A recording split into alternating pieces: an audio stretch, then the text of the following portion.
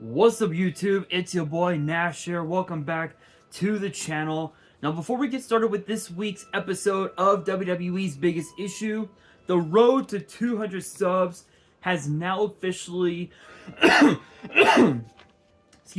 now officially come to a close, and we are now on the road to 500 subs. Who knows? Maybe we might hit 500 subs by the end of the year.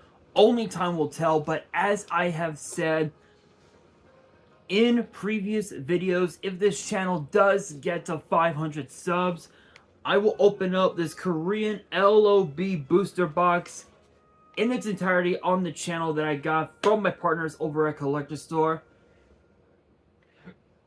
Excuse me. So be sure to check them out. Link and address will be in the description below. By checking them out, not only does it support them, it also supports the channel, and I would greatly appreciate it. On the hopes to potentially pull a Blue Eyes White Dragon, a Dark Magician, a Red Eyes Black Dragon, a piece of Exodia, Monster Reborn, Pot of Greed. The possibilities are out there. However, if this channel gets to 1,000 subs, I will open up this first edition Toon Chaos box in its entirety on the channel that I also got from my partners at Collector Store, on the hopes to potentially pull my second ever Collector's Rare.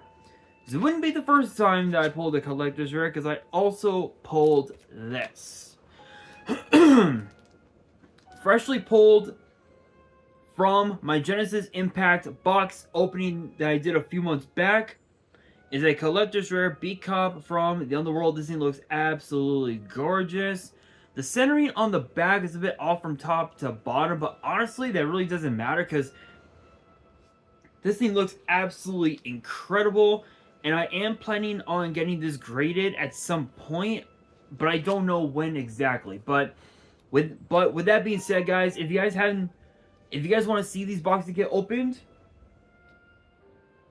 maybe you guys want more episodes of WWE's Biggest Issue. Maybe you guys want more episodes of Yu-Gi-Oh's Biggest Issue, deck profiles, card discussions, WWE topic videos, or maybe, just maybe, you guys want some premium live event predictions and results.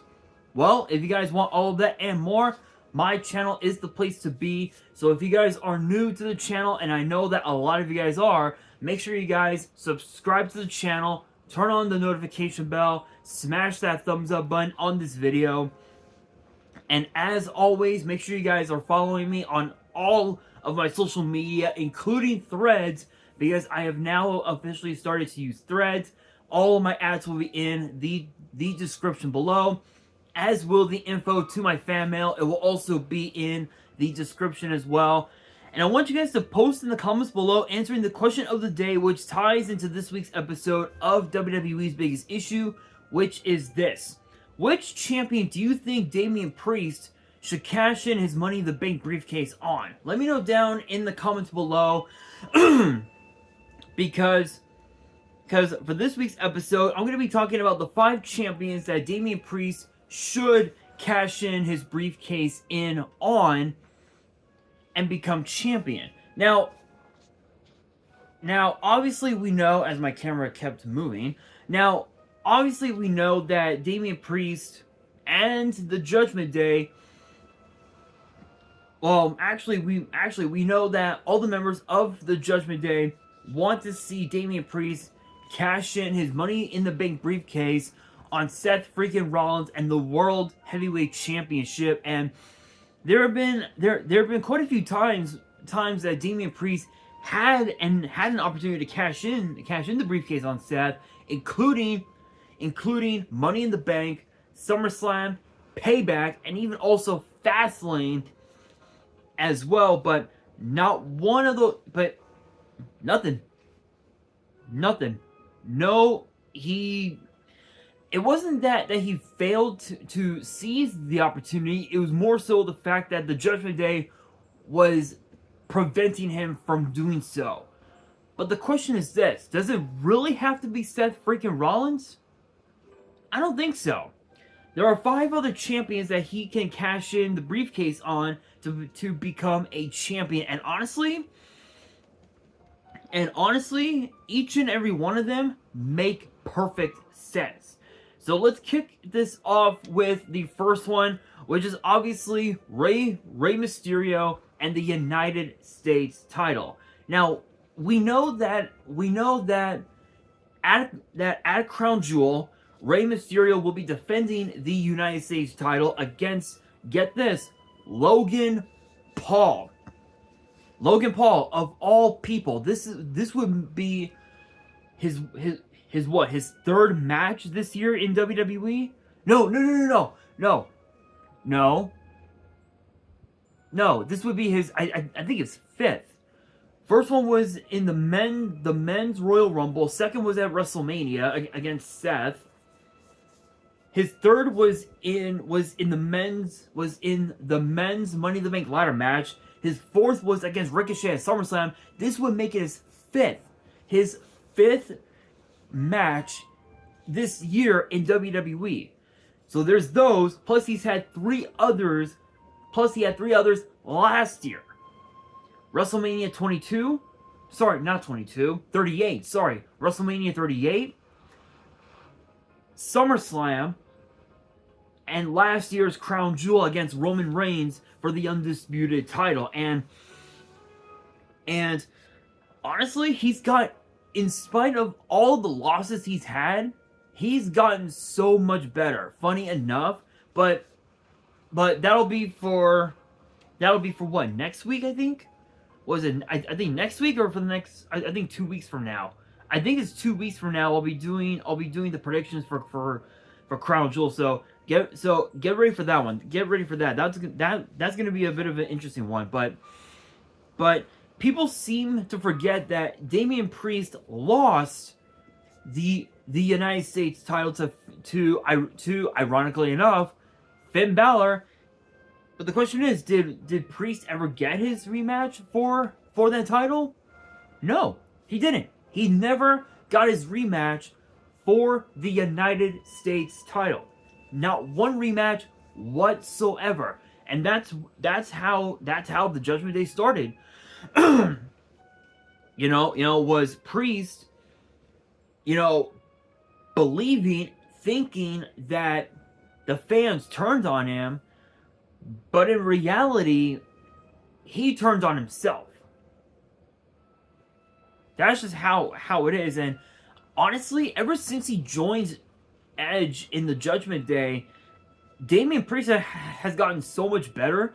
And if he were to cash in on Rey Mysterio, and he were to become the United States champion, not only would that have justified his loss to Finn Balor, but think about this: Dominic Mysterio would be thrilled. He would be laughing at Rey Mysterio for losing the United States title to Dom's cohort in the Judgment Day, Damian Priest. And honestly, I could totally see that.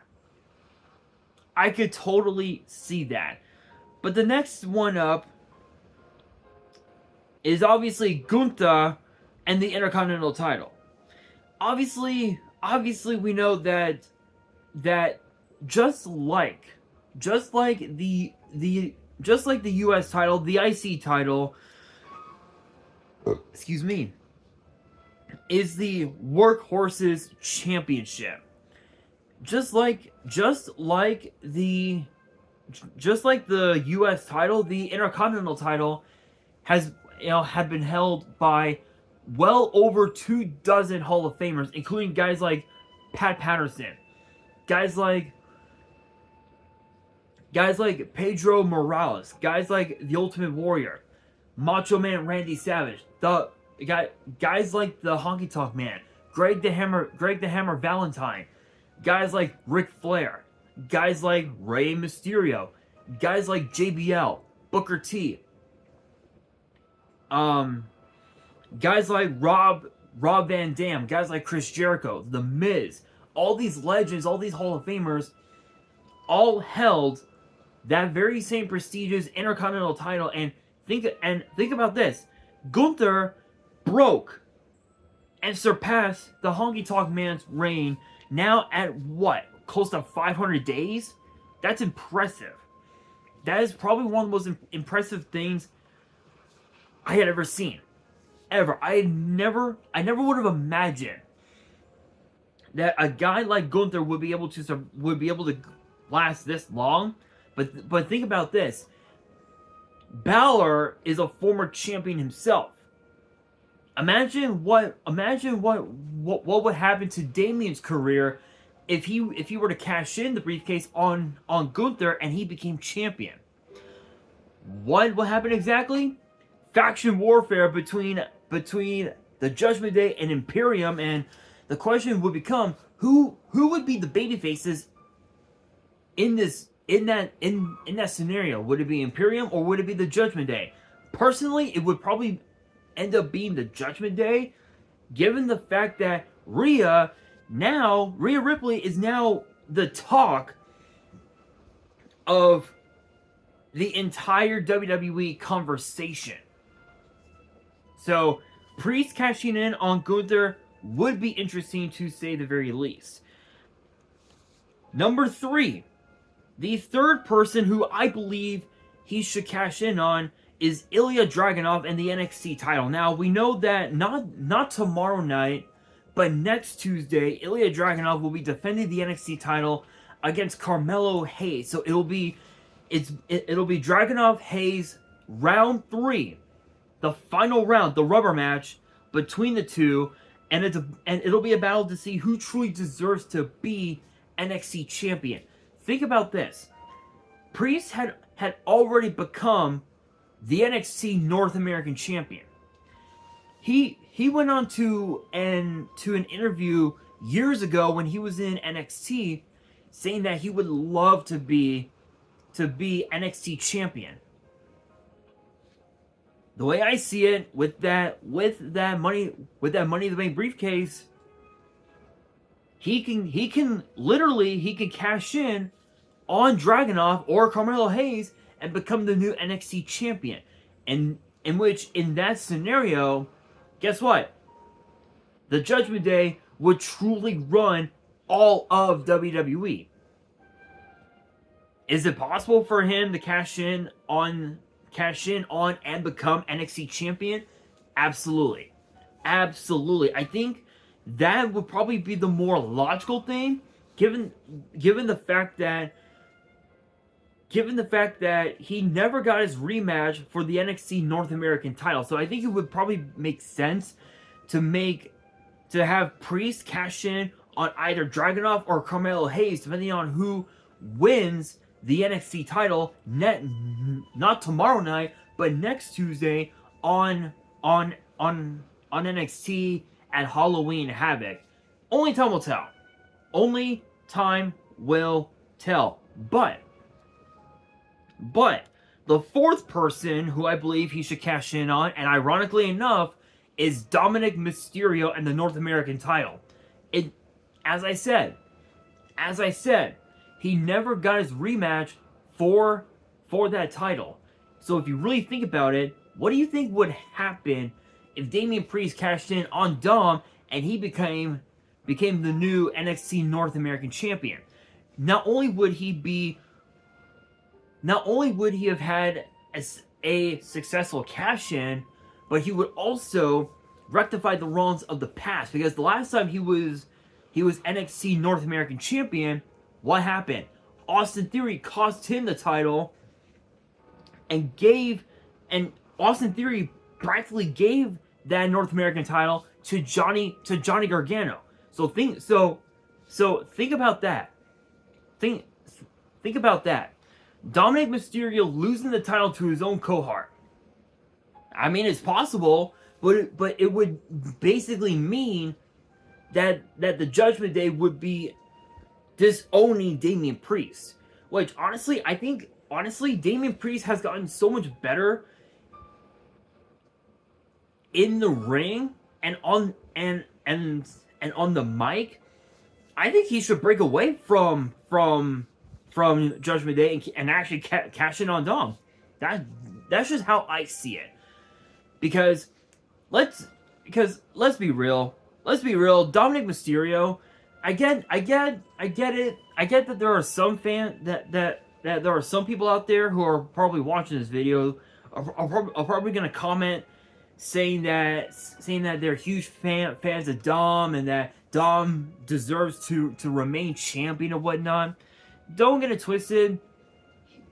One day he's gonna be a special talent. No, there's no doubt about it. Undertaker said the exact same thing to Braun Breaker. Let's not, hey, you guys remember that one. The problem is that it's not today. Dom still has a lot to learn about the business. And I think him leaving his own father was probably the worst decision ever, because he could have joined the LWO and he could have learned so much, not just from his father, but from all, and not just from Carlito, who is now a part of the LWO, but he could have also learned from the rest of the LWO as well. But he chose to stick with the Judgment Day, and that might come back to bite him in the fucking ass later on. It's possible, but only time will tell. But the last person that I feel like he should cash in the briefcase on might be the most interesting, and it's not Seth Rollins. It is actually Roman Reigns and the undisputed Universal title. The way I see it, the World Heavyweight title is, in my opinion, don't get me wrong, it's awesome that WWE and Triple H brought back the World Heavyweight title after 10 years. Don't get it twisted on that. I'm glad that it's back. The problem is, excuse me, the problem is that it's a knockoff version of the original. And everyone knows it. You guys know it. I know it. Hell, even my own brother who is watching this right now, even he knows it's a knockoff of the original. But the way I see it, because of the fact that Roman Reigns hasn't been on WWE TV that often anymore, the three champions who have now become the Roman Reigns, if you will, of Raw and SmackDown for say, are literally Seth Rollins, Rey Mysterio, and Gunther. That makes them the head honchos, if you will, of Raw and SmackDown. But we all know that the World Heavyweight title is just a secondary title. It's just a quote unquote placeholder, if you will, as some people believe. So if Damian Priest cashes in on Seth Rollins, would that really make the Judgment Day the dominant faction in WWE? Would they really own all of WWE? No. The answer is no. The only way that the Judgment Day could run all of WWE is by Priest cashing in on Roman Reigns and becoming the new undisputed Universal Champion. In that scenario, the Judgment Day would run all of WWE. They would truly run everything that is WWE. Is it possible? Absolutely. Would Damian Priest have the balls big enough to do it? Yeah, damn right. Would he fail to cash in? Maybe. It's possible. It's very possible. But this is Roman Reigns we're talking about here. He's already at the point. Roman is already at the point now in his career where it literally is, based on the promos that he's cut this year in 2023, especially since after WrestleMania, it seems as if he doesn't give a damn about the title anymore. He wants someone to take the title from him and be the next head of the table, I guess, if you will. the next big honcho on SmackDown. And I think it's Priest. As big of a fan as I am of LA Knight, I don't think it's him. I think it's gonna be Priest. I think Damian Priest taking the title from Roman would put the Judgment Day truly on the map as the most dominant faction in WWE in the last 10, 13 years. Think about that. Think about that. That right there would be interesting to say the very least. But what are your guys' thoughts? Let me know down in the comments below. Who do you think Damian Priest should cash in the briefcase on, and why? Let me know down in the comments below, and that will do it for this week's episode of WWE's Biggest Issue. Hopefully you guys enjoyed. If you did, make sure you guys smash that thumbs up button. If you guys are new to the channel and you guys want more episodes of WWE's Biggest Issue, make sure you guys subscribe to the channel, turn on the notification bell, and follow me on all of my social media. My ads will be in the description below, as will the info to my fan mail. It will also be in the description as well. And on that, this is your boy Nash, signing out.